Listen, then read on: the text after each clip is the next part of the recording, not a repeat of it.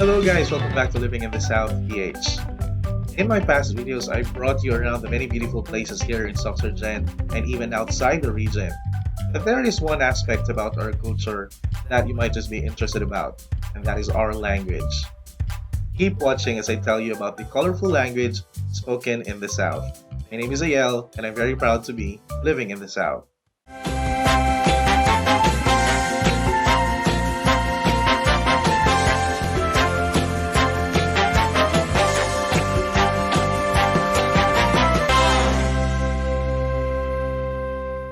Soxergen is actually a multicultural community. It's composed of many different cultures.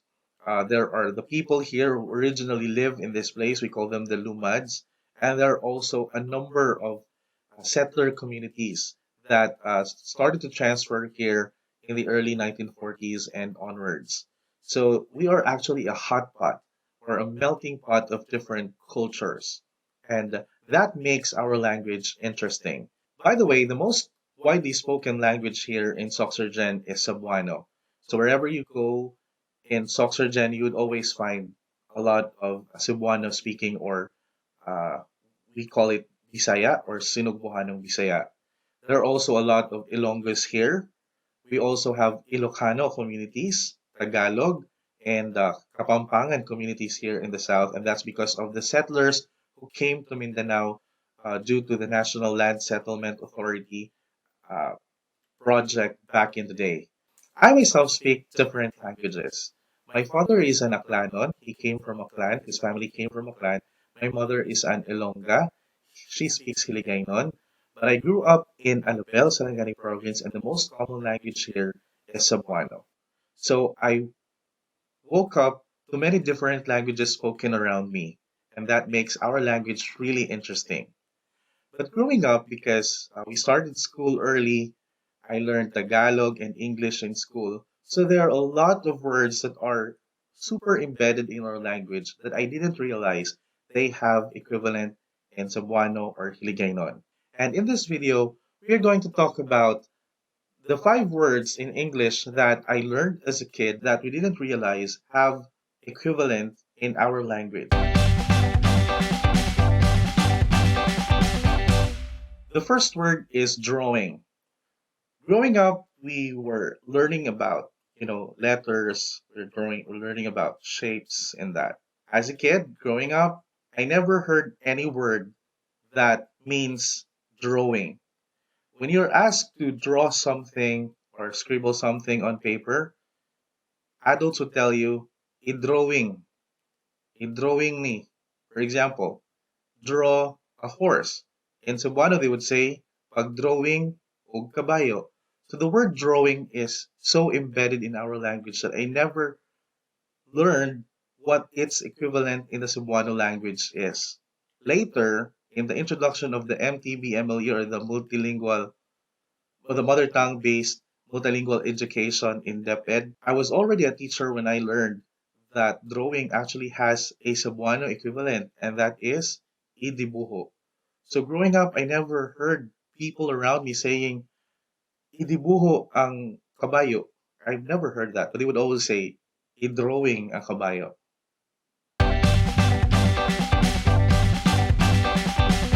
The second word is color. Growing up, I never heard of any word equivalent in our language for color. So when we have clothes, it's either puti, white, or colored, or de color, right? So color, maybe we got that from the Spanish, right? That's why our equivalent for color is also color. But in Tagalog, there's kulay. But in Cebuano, I never heard that there is actually a word that is equivalent to color, and that is bulok. Growing up, I never heard that. I heard of the word bulok, which is different from bulok. Bulok actually means stupid or dumb, but bulok actually means color. So that explains why when I hear politicians in their speeches, they would describe an event to be mabulukon. I was thinking that they were describing the event to be stupid or dumb because that's the word that I know, bulok. But they were actually describing the event to be colorful. So color actually has a Cebuano equivalent, and that is bulok, and I never learned that as a kid.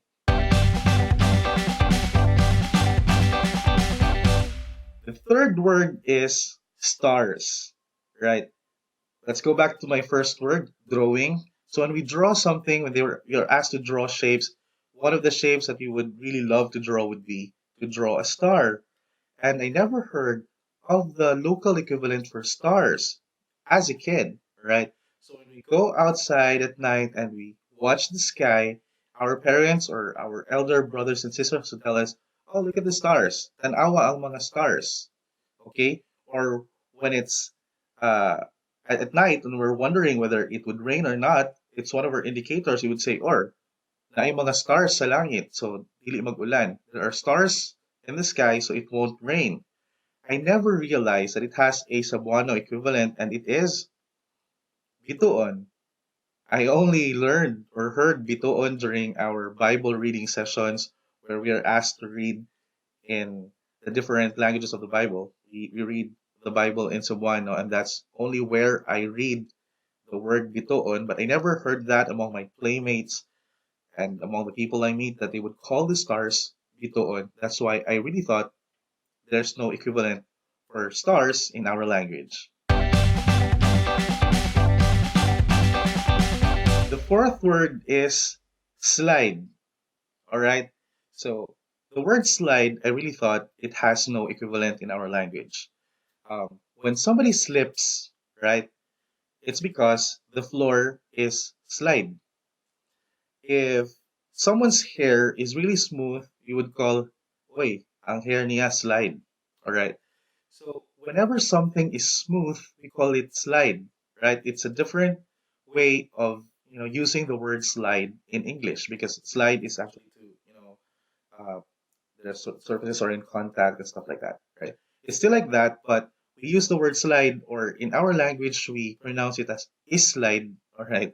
So when you slip uh, on the floor on a very smooth surface, we would say, "Uy, na-slide siya," right? And I never heard some people, or I never heard my playmates using the Cebuano equivalent for it, which is nadalin as. I only learned that very later. I only learned that later in school from my friends. I found that very difficult to remember as a kid, so I would always use slide, is slide.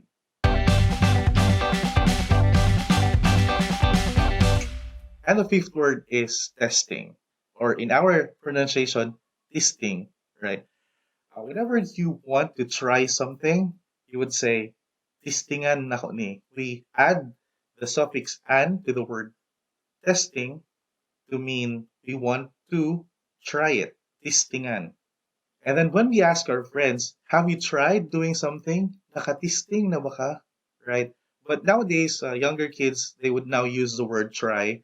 But during my time, we don't use the word try, but we use the word testing. And I never heard of its equivalent in our language not until I was, maybe a little bit older, when I heard that it actually has an equivalent, which is sulay or sulayan or suway in sa tugsunog Bahanong Bisaya. So there you have it. Those are 5 English words that I thought are so embedded in our language that I never realized they have local equivalents. If you also grew in a multilingual community and you also have English words that are embedded in your own language, please comment them down below so that I might be able to feature them in my future content. Don't forget to subscribe to my channel. My name is Ayel, and I'm very proud to be living in the South.